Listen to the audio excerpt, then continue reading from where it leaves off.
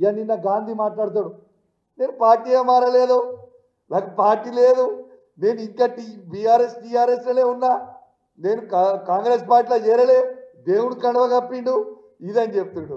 ఎందుకే ఎంత భయము? మళ్ళీ మీరు గెలవరనా? ఎట్లావు గెలవు డిసైడెడ్. మరి నువ్వే కదా గాంధీ గారికి చూపించాలనుకుంటున్నా. ఆయన మాట్లాడిన వీడియో ఒక్కసారి మీ అందరికీ మీ ద్వారా వినిపిస్తా, ఒక్కసారి మీరు చూపించాలని నేను విజ్ఞప్తి చేస్తా ఉన్నా.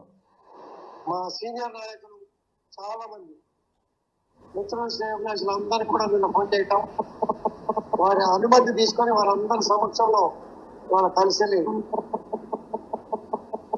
కాంగ్రెస్ పార్టీలో చేరడం జరిగింది. మీడియాలో అయినారు కదా, స్వయంగా గాంధీ గారే వారి నోటి నుంచి కాంగ్రెస్ పార్టీలో చేరినా అని చెప్పినాం. నిన్నేం చెప్తావు? అది కాంగ్రెస్ కండువ కాదు, దేవుని కండువ అని చెప్తావు. ఎందుకే మీకు అంత భయము? నిజంగా చెప్పాలంటే ఈ గాంధీ గారు ఒరిజినల్ గాంధీ అనుకున్నాం, కానీ నకిలీ గాంధీ వెళ్ళిండు. ఏంటిదే నకిలీ గాంధీ? నువ్వు నకిలీ మాటలు మాట్లాడు, పూటకో మాట. నీకు ఖచ్చితంగా నీకు కూడా షేర్లింగంపల్లిలో డిపాజిట్ పోవడం ఖాయం.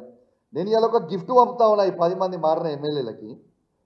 మంచిగా తెచ్చిన ఓ చీర ఇంకా గాజులు తెచ్చిన. ఇలా ఈ 10 మంది ఎమ్మెల్యేలకి నేను చూపిస్తా ఉన్నా. దానం నాగేందర్ గారు, కడియం శ్రీహరి గారు, గాంధీ గారు, ఇక మారిన 10 ఎమ్మెల్యేలు, వెంకట్రావు గారు, పోచారం శ్రీనివాసరెడ్డి గారు, కృష్ణమోహన్ గారు ఉన్న 10 ఎమ్మెల్యేలు మీకు చేత కాకపోతే ఇగో ఈ చీరలు గాజులు కొనుక్కొని వేసుకొని తిరుగు రిపబ్లిక్లా. ఇజ్జత్ లేని వాళ్ళు, మీకు ఇజ్జత్ ఉందానే? అసలు మీకు ఇజ్జత్ లేని వాళ్ళు కాబట్టే ఇగో మీ ఇద్దరికి మీరు మొగోలు కాదు కాబట్టే ఇగో చీరలు గాజులు పంపుతా ఉన్నా. ఈ 2 కూడా మీరు వేసుకొని తిరగాలని నేను విజ్ఞప్తి చేస్తూ ఉన్నాను. ఇలా ఎందుకు ఇంత మాట అంటున్నా అంటే, నిజంగా దమ్మున్నోటే మొగోన్ లెక్క రాజకీయం చేయాలి. గజ ఎందుకు కొనుక్కుతుర్రా? ఇలా కోర్టు డిసిషన్ రాగానే మీరు అందరూ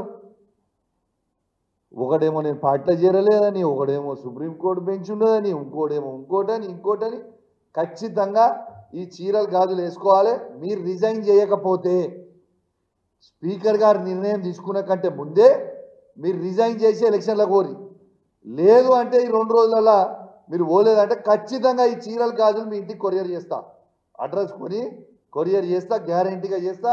అది కూడా మీడియా సమక్షంలోనే చేస్తా. పుట్టికి కూడా ఏం చేయాలని తెలియజేస్తూ, మీరు ఎంత గజ వణికినా మీరు కేసీఆర్ గారిని మోసం చేస్తే ప్రజలు ఎవరు క్షమించడానికి సిద్ధంగా లేరు. ఖచ్చితంగా మళ్ళా మేము కేసీఆర్ గారి నాయకత్వంలో ఈ 10 నియోజకవర్గాలలో ఖచ్చితంగా మళ్ళా బీఆర్ఎస్ పార్టీ జెండా ఎగిరేపోతా ఉన్నామని చెప్పి సందర్భంగా తెలియజేస్తా ఉన్నాను. ఎలక్షన్లు రావడం తథ్యం. మీరు అవునన్నా కాదన్నా, మీకు ఇష్టం ఉన్నా ఇష్టం లేకున్నా మీరు చేసిన మోసానికి ఎలక్షన్లు రావడం తథ్యం. మీరందరూ మాజీ లౌడ్ ఖాయం. ఇది రాసి పెట్టుకోరని చెప్పి సందర్భంగా తెలియజేస్తూ సెలవు తీసుకుంటా ఉన్నాను. జై తెలంగాణ, జై కేసీఆర్. రాయ్ కైశ్వరెడ్డి 11 గంటలకు నా ఇంటికి వచ్చి జెండా ఎగరేస్తా ఉన్నావు కదా, రాకపోతే 12 గంటలకు నీ ఇంటికి వస్తా. బ్రోకర్ నా కొడుక పార్టీలో చేరి పార్టీని బస్టు పట్టించింది కాక, పాత ముఖ్యమంత్రి గారిని నాశనం చేసింది కాక, కాంగ్రెస్ పార్టీ నుంచి కొంతమంది పెద్దలను తీసుకొచ్చి బీఆర్ఎస్లో జాయిన్ చేస్తామని చెప్పి తీసుకొచ్చినటువంటి బ్రోకర్ నా కొడుకు నువ్వు బ్రోకర్ నా కొడుకులతో నా ఇంటి మీద జెండా ఎగరేసుకోవడానికి సిద్ధంగా లేం. చేతులు కట్టుకుని కూర్చోలా. నా కొడుక నువ్వు నేను తేల్చుకుందాం రా. ధైర్యం ఉంటే నా కొడుక, లేకపోతే నేను వస్తా. నా పోలీస్ సిబ్బంది కూడా అవసరం లే, వాడు మేము తేల్చుకుంటాం. ఇది బీఆర్ఎస్ పార్టీకి నాకు కాదు యుద్ధం, కౌశిక్ రెడ్డి గారికి నాకు యుద్ధం. తేల్చుకుందాం. నువ్వు నేను బాంచ దేనికైనా సిద్ధమే నా కొడుక, రా తేల్చుకుందాం.